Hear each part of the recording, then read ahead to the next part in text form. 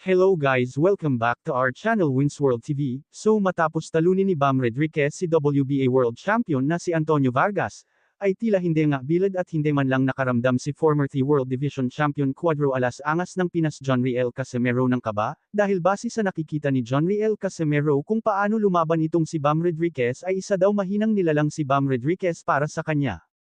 Alam naman ng karamihan na mainit na itong pinag-uusapan ang mega showdown ng dalawang big-time na boksingero na sina Naoya Inoue at Bam Rodriguez. Naglabas din sa social media platform ang angas ng Pinas John Riel Casimero, ayon sa kanyang post, may bago na naman pagkain si Turtle Chocolate Bam, ang liit lang at mahina ang galawan, easy work lang talaga kay Turtle. Kaya kahit si John Riel Casimero ay hindi gaganahan sa magiging laban ng dalawang ito.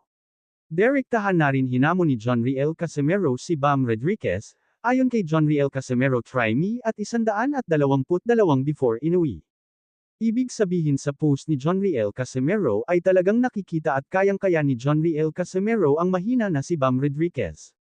Ngunit ganun pa man ay nakarating na nga kay Bam Rodriguez ang post ni former 3 World Division Champion Cuadro Alas Angas ng Pinas John Riel Casimero, ito inyong pakinggan. 3 years off. Gut feeling, right? Will you two ever meet, do you think? I know 3 years, we're not sure where he might be at. I'm sure we know where you'll be at in 3 years, but gut feeling, yes or no, do you two ever meet in the boxing ring? I believe so. I've always believed so that we will meet eventually down the line, but it's just a matter of time. Hopefully, when the time comes, he's still around. Mga balita, madaming boxing fans ang naghihintay ng reaksyon ni Naoya Inoue sa laban ni Bam Rodriguez na halos gumapang ng malupit sa ibabaw ng boxing ring ang kanyang naging kalaban. Ngunit ganun pa man ay tila hanggang ngayon ay tikumparen ang bibig ni current undisputed and 4 World Division Champion Naoya the Monster Inoue tungkol dito.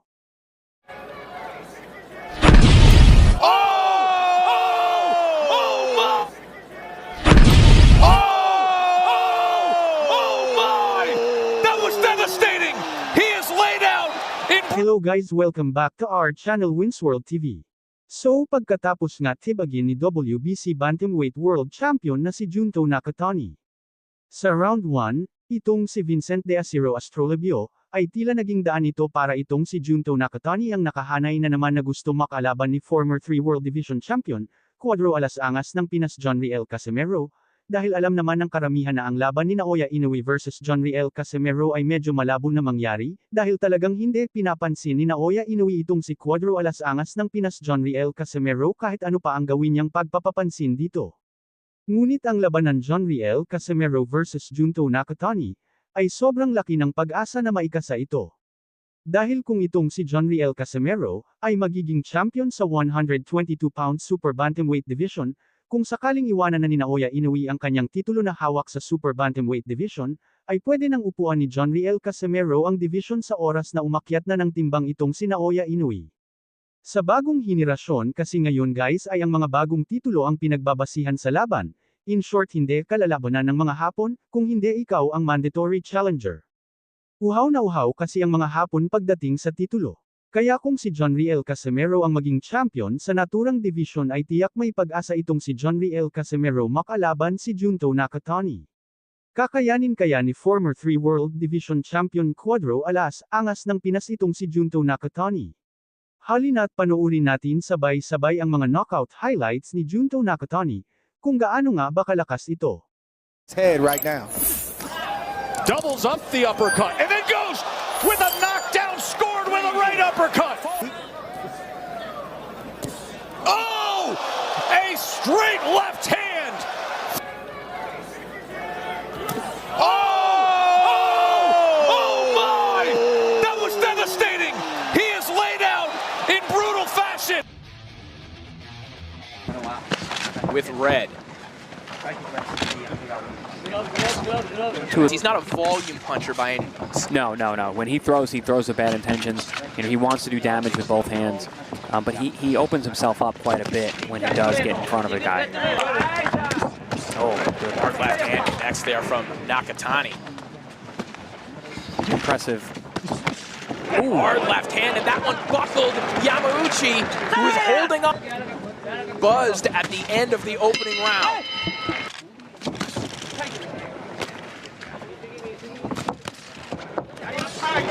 Hard left hand connects again from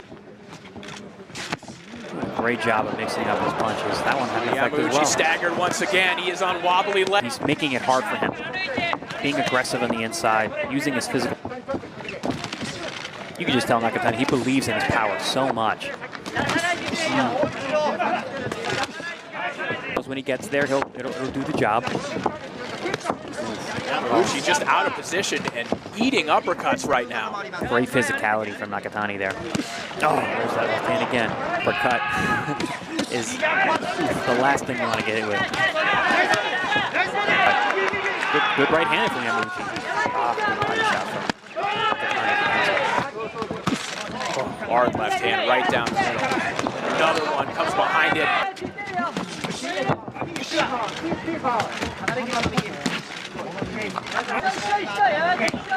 Almost like someone who's been doing this since they were 14 years old. They go to high school. A little dip in the knees from Yamauchi a moment ago, and now he is in big time trouble. Nakatani pouring it on, and that is it. Yeah, good stoppage.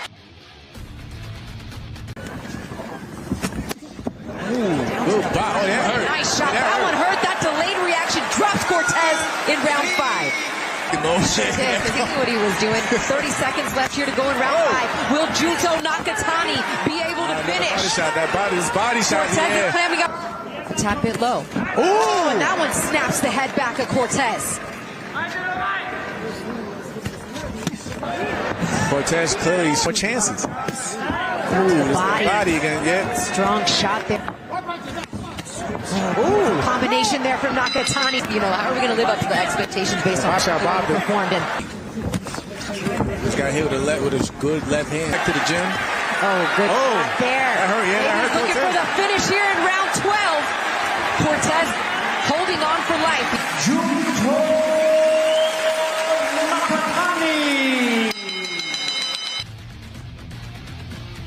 マグラも一発出しましたけど、右のノーモーションがパッとくるんで、選手ですね。相手の左ストレート、左のボディ、サイドボディ、ロックをやっていく、聞きましたか？来ましたね。左のストレート。山中さんも中谷の左のロングフックというのも注目されていますが、上当たってからすぐに右のボディ。ボディにも入れてましたからね。まだマグラモはプロのリングでダウンは1、ただ接近戦も磨いてきた右のフックを見せました中谷潤人です。辻岡さん、マグラモ陣営なんですが、やはりこの距離感なんだと、もっと距離を詰めていけと、そして自慢のアッパーを出していけと、そんな指示ですね。山中さん、やはりこの距離、そして自慢のアッパーということですね。そうですね、この距離も中谷選手もうまい。そしてボディにパンチを集めていくと、父親のメルビンさんも、興奮して立ち上がって関係戦い方で迷わして、左のボディ、左のアッパー、もう一度左のボディです。いいですね。この世界タイトルマッチに向けて接近戦より磨いたという話をしていましたね。より磨いてますよね。ボディのパンチも結構ダメージ与えれてるんで。左のストレート、ガードが下がったところ、得意ですからね。あれでさらにまた左ストレートも当たるでしょうから。そうなんですね。右のパー、ナイス。さあ左のボディも当たるやつになりますからね。ここをポイントと見たが左のフック大きく打っていきました中谷潤人。いや、ここの俺のチャンスですよ。左のパー、体が飛び出た。中谷潤人立ってきました。いや、ここでレフェリーが止めました。中谷潤人、世界。To see this fight start to unfold as the rounds progress. That's a big. Nakatani has his timing down already. Boom. Oh, there's a right hand that wobbles him. He landed it right on the temple. Nakatani digging to the body here, and this is a distance that really favors Acosta. Punch for punch. That's got to be worrisome. As he lands right on the he has to try to weather that storm. You don't know how bad that nose is. The blood that Acosta's swallowing here in the heat in Tucson, Arizona. That's worrisome. And the punches from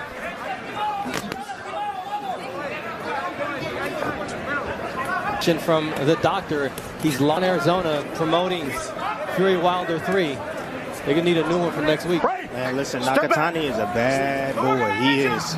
He knows how to maintain range, his distance, throws combinations. It's over. Starting with his jab. Yep, it is over. Yeah.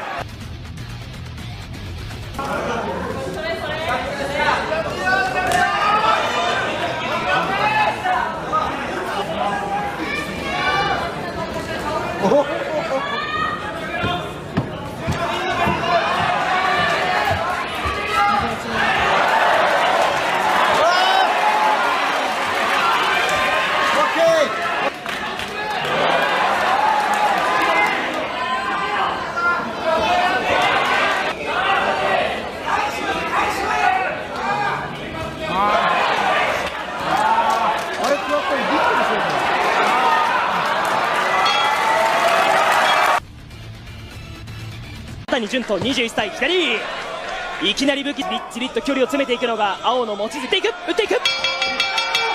大優勢ということが分かりましたが、このままポイントでいきますか。手を狙う、どういった試合の終わらせ方考えているでしょうか。ジェリーもう一度一番打ちやすい距離なんですね。この距離では中谷強い。望月君も返した。ジェリー復帰を返した。一気にいきます。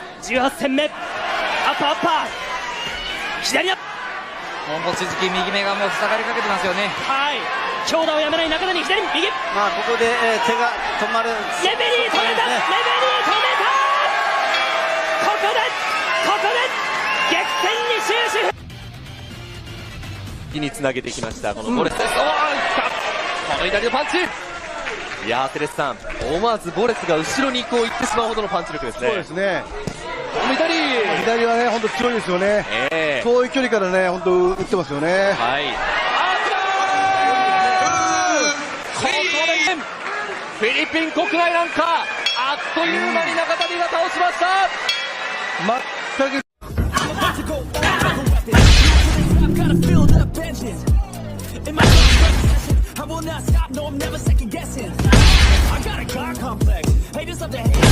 So kampo ni Naoya Inoue, pagbayarin ng malaki dahil sa hindi pagtupad sa usapan, sa pagitan ng Team Inoue at Top Rank Promotion, Bob Arum galit na galit na. Galit na galit nga di umano ang big-time promoter ni current undisputed and 4 World Division Champion Naoya Inoue, na si Bob Arum ng Top Rank Promotion. Dahil sa hindi pagtupad ni Naoya Inoue aka The Japanese Monster, sa kanilang usapan. Ang usapan daw nila ay kapag naging undisputed na daw si Naoya Inoue, ay doon na niya gaganapin ang lahat ng kanyang mga laban sa bansang Amerika, particular, sa Las Vegas. Ayon kay Bob Arum ay doon na dapat depensahan ni Naoya Inoue ang lahat ng kanyang mga nakuhang kampyonato sa naturang division, sa oras na maging isa na siyang undisputed. Ngunit ilang taon na ang lumipas at naging 4 World Division Champion na siya ay hindi pero natupad ang kanilang usapan. Kaya malinaw na sumira ang hapon sa naging kasunduan dito. Dahil may plano sana itong si Bob Arum ng big fight para sa naturang alaga niyang hapon na si Naoya Inoue, ngunit ito ay naglaho na dahil sa pagsira ni Naoya Inoue sa naging usapan nila ni Bob Arum. Dagdag pa ni Naoya Inoue ay hinding-hindi na daw siya aalis sa kanyang bansa para lumaban. Kaya kung sakali man na maikasa ang Naoya Inoue vs John Riel Casimero fight ay panigurado ito na magaganap sa bansang Japan at hindi sa bansang Amerika. Dagdag pa sa ating mga balita, ilang araw bago magalit itong si Bob Arum, ay nagpalabas ang Top Rank Promotion ng statement, tungkol nga dito kay Naoya Inoue aka The Japanese Monster. Ayon sa kanilang statement ay hindi na sila magbibigay ng anumang special treatment kay Naoya Inoue, at hindi na nila pipilitin ito kung lalaban pa ba ito sa bansang Amerika or hindi na. Sa makatuwid kung ating i-analyze ang statement nitong Top Rank Promotion ay para na rin nila inabandona at sinukuan tong si Naoya Inoue, at ipaubaya na lang siya sa kanyang Japanese promoter. At singilin na lang ang Team Inoue sa Danius, sa mga laban na hindi ginanap sa bansang Amerika. Dagdag pa sa ating mga balita. So grabe nga talaga ang lakas ni former 3 World Division Champion Cuadro Alas Angas ng Pinas John Riel Casimero.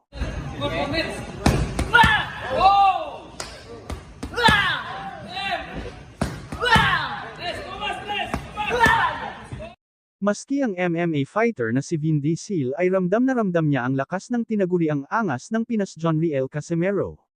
Kahit malaki ang agwat ng kanilang laki, ay mahahalata mo dito na kayang-kaya patumbahin ni John Riel Casimero ang malahig antay niyang kasparring mate na si Vin Diesel. Bawat suntok ni Cuadro Alas John Riel Casimero ay rinig na rinig dito ang malakas na impact ng kanyang suntok. Nangangahulugan na isa talagang napakalakas sumuntok at isang malakas na nilalang itong si John Riel Casimero. Sobrang napahanga talaga dito ang MMA fighter na si Vin Diesel, kay John Riel Casimero, dahil ayon sa kanya ngayon lang daw siya nakatagpo ng isang boksingero na grabe sumuntok at pwede maging sumunod na Manny Pacquiao. Ramdam talaga ang lakas ng isang suntok ni John Riel Casimero sa pamamagitan ng tunog kapag tumama ito sa target. Kaya kapag ito ang tumama sa panga ni Saul Sanchez ay tiyak lilipad ang ulo nito, dahil sa sobrang lakas nito. Ganun pa man ay hindi rin mawawala ang pag-aalala ng karamihan sa taglay na lakas ni Saul Sanchez. the left hook is down. Another right hand drops him again. Go down. Again, a combination, and that's it. Dahil panigurado lahat ng paraan na pwedeng gawin para manalo ay gagawin nila, lalo na yung namamahala sa kanyang mga training ay ang MP Promotion, at alam naman nating lahat na meron silang hindi pagkakaunawaan sa pagitan ni Manny Pacquiao at Gibbons ng Manny Pacquiao Promotions. Kaya huwag magkumpiyansa itong si former 3 World Division Champion Cuadro alas John Riel Casimero, dahil hindi lang itong ordinaryong boksingero itong si Saul Sanchez. Dahil may taglay din itong lakas at kakayanan para magpatambo ng kahit sinong kalaban, maski si John Riel Casimero ay kayang-kaya niya itong patumbahin, dahil ilang Pinoy na din ang napatumba nito. The left hook is down. Another right hand drops him again. Go down. Again, a combination, and that's it. That left hook landed right in the chin of Oquint. Kaya kaabang-abang talaga ang laban John Riel Casimero vs Saul Sanchez, ngayong October 13, 2024 na magaganap sa bansang Japan, kaya ano pang hinihintay nyo magtalpak na kung sino ang nasa palagay nyong mananalo? I'm about to go off like a weapon. Fuel to the top, got a filled up engine. In my thoughts, obsession. I will not stop, no, I'm never second guessing.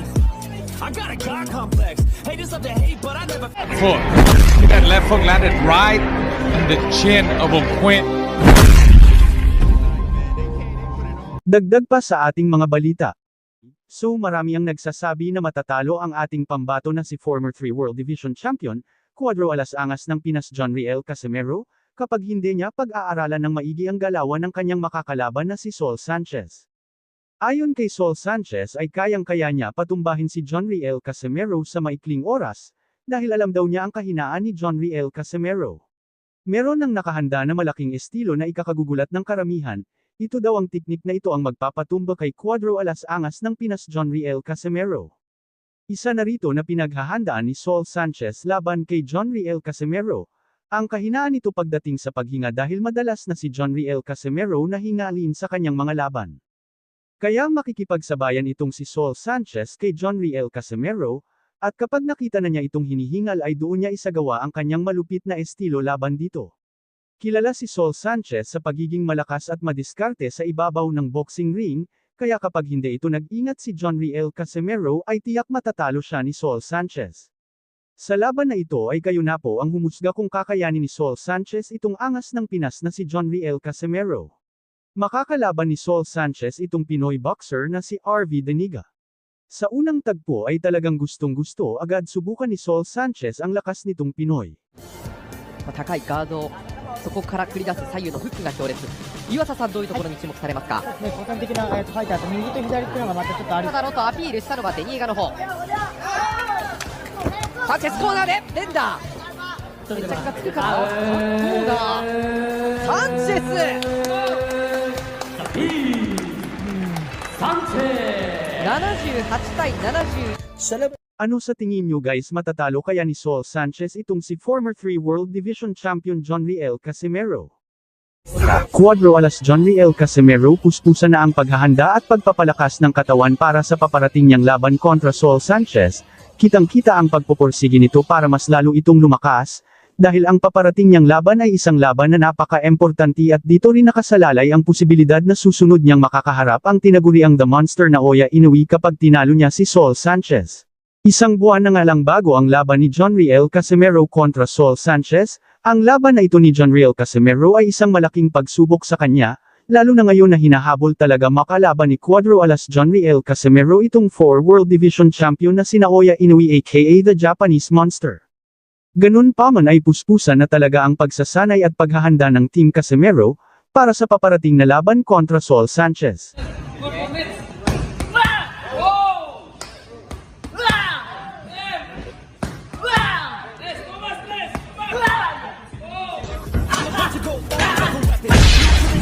Filled up engine. In my obsession, I will not stop, no, I'm never second guessing.